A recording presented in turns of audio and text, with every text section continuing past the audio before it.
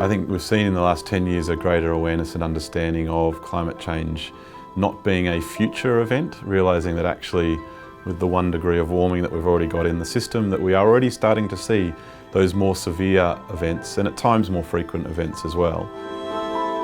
That means that organisations have to be thinking about that in the context of the risk to their own business, but also in the risk of their customers who ultimately enable the success of their organisation as well.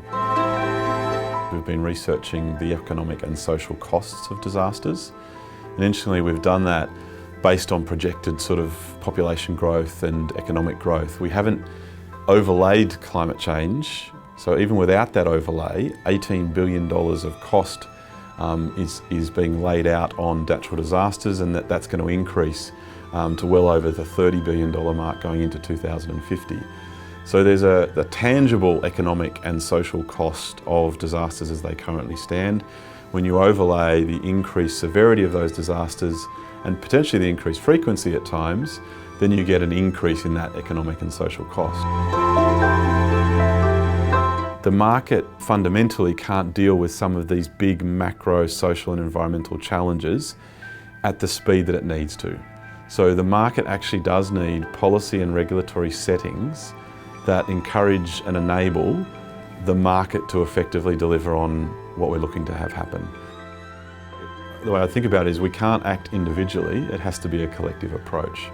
So the importance of business working with all levels of government, working with community organisations and community itself, it's almost the only way we can solve this. I gave an analogy when we were working on the design sprint for the policy, the National Disaster Risk Reduction Policy.